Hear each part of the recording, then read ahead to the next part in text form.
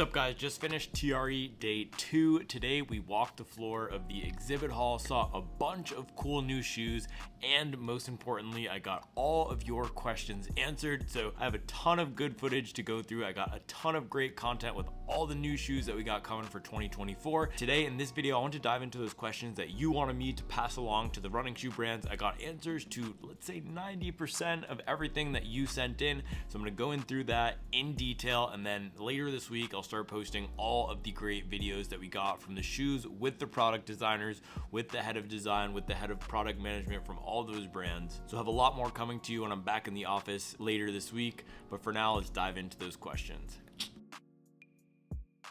Alright guys, first up we have Asics. Now Asics was a brand with a huge presence at TRE today, but despite that massive presence, they only had 2 shoes on display. One is the Nova Blast 4, which they're pushing super heavily as that is going to go on sale as soon as Friday of this week. And the other shoe is the Asics Gel Nimbus 26, which we've all seen pictures of. Also showed a picture of that in the video yesterday. Some other pictures have been floating out for a while now, and last week they did the official pre-release for that shoe. So those were the 2 main shoes that we had today.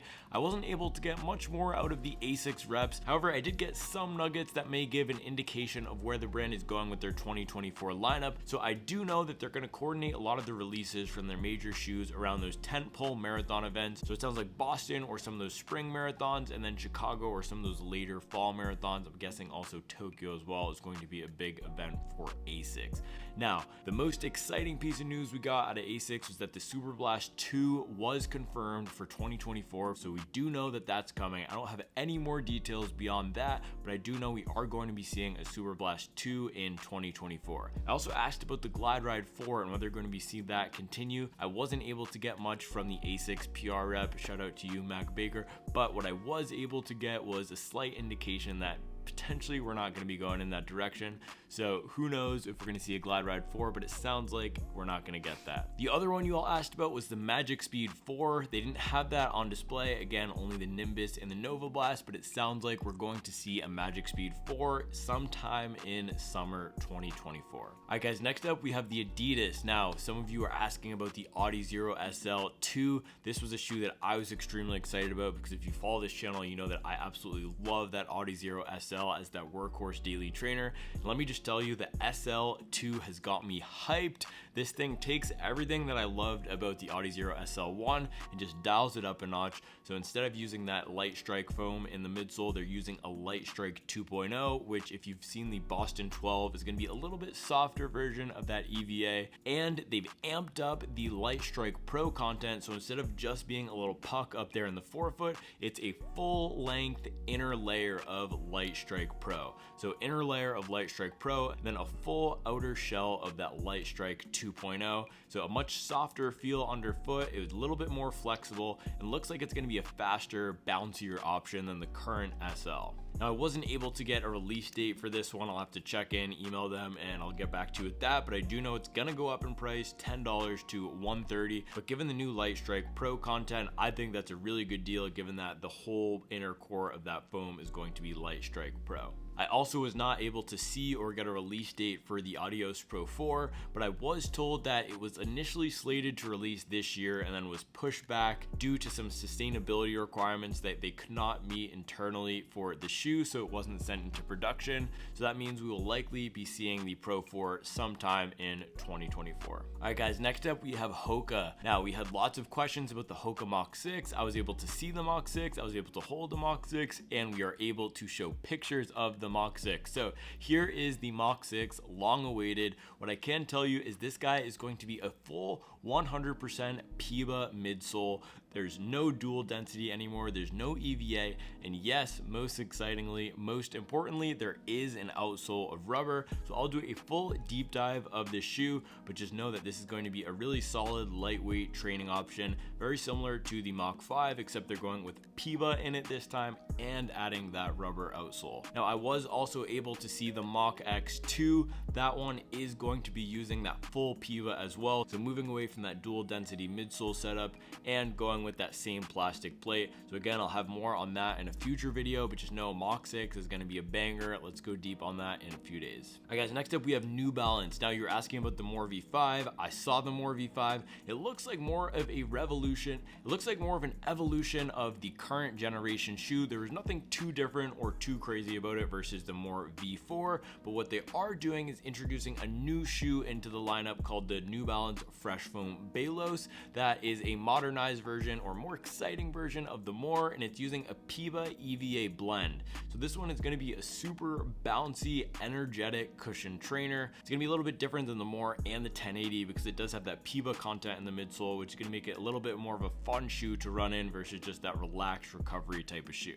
I'm really interested to get that shoe on foot, the Balos, especially because I didn't love the More V4 with how not responsive that midsole felt. So injecting that Puma content into the Fresh Foam should provide a pretty new, exciting experience that is a little bit faster than we're used to from that Fresh Foam series. Now they also had the Rebel V4 under wraps, but I was able to see it on foot with one of the sub-elite runners that was at my shakeout this morning, and that thing looked absolutely sick. The colorways look even better in person than they do online. What he said was from running in that Rebel V4 a little bit is it does have a little bit more stability, it does have a little bit more bulk of that cushion, but it's still just as fast of a shoe, and with that new Puma midsole, it's a really good option for faster training. All right guys, next up we have Nike. Now I was able to see the Nike Alpha Fly 3 in person. It looks really sick. Again, I'll go deep with this shoe later this week or next week or sometime in the coming month. I'm not exactly sure. We got to get the content calendar figured out.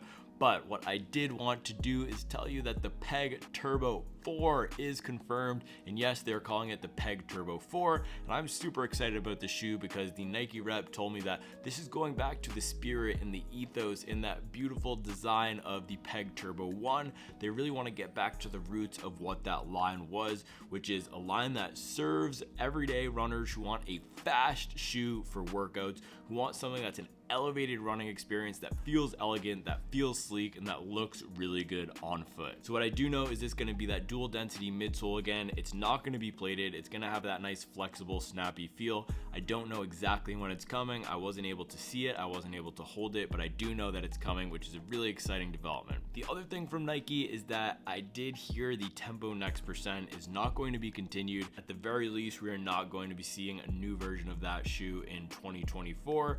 So potentially we'll see another new plated trainer from Nike in the coming months. Again, I wasn't able to see or hold what that potential plated trainer was, and they're keeping things kind of tight, but just know that the Tempo Next Percent 2 is not going to be it. All right, next up we got Puma. So Deviate Nitro 3 still under development. There's none of the product on the floor. It's not even close to being finished from what I've heard. Still got 3 to 4 to 5 to 6 months until that's finalized, so we'll likely be seeing the Deviate Nitro 3 in the summer or fall, unless they were kind of just throwing a red herring out there and didn't want me to know that it was behind the scenes under the wraps. I think we're probably not going to see this shoe until later next year, which is unfortunate because I know we're all looking forward to an update from that shoe. But what I was able to get out of Puma is they are dropping a new marathon racer, an update to the Fast R. This thing was an absolute beast. I'll do another deep dive on this shoe. My favorite feature from it was the full-length carbon plate that extended over the forefoot of the shoe. So it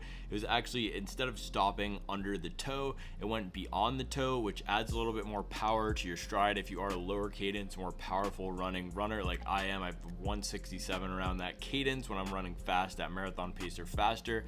This is the type of shoe that can really serve a runner like me well, who doesn't run with that shuffling type of going along feel at race pace, but puts more power down into that shoe. It also will help lengthen your stride, so you need to take fewer steps per race to get the most benefit out of your foot strike. All right guys, next up we have Saucony. Now I got a ton of good video and images of the Saucony stuff.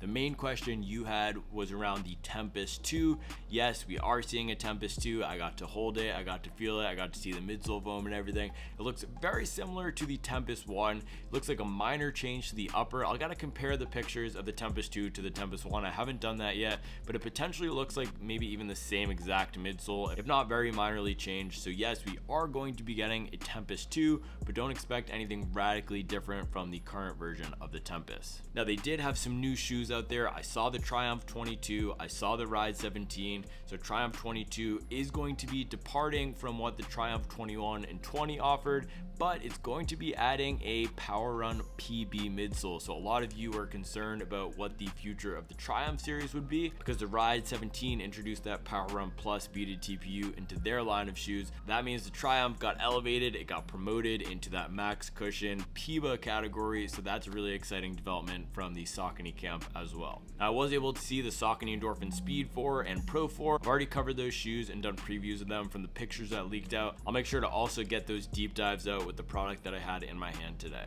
All right, guys, last up here, you had a question about Topo and whether they would be bringing a racing shoe to the market. The answer to that is yes. However, it is not going to be a plated racing shoe. It is going to be a 100% Puma midsole, non-plated racing shoe, similar to what the current version of the Cyclone is. This is going to have a higher stack, but have that same geometry, have that same feel underfoot, but a bit bouncier and a little bit more aggressive.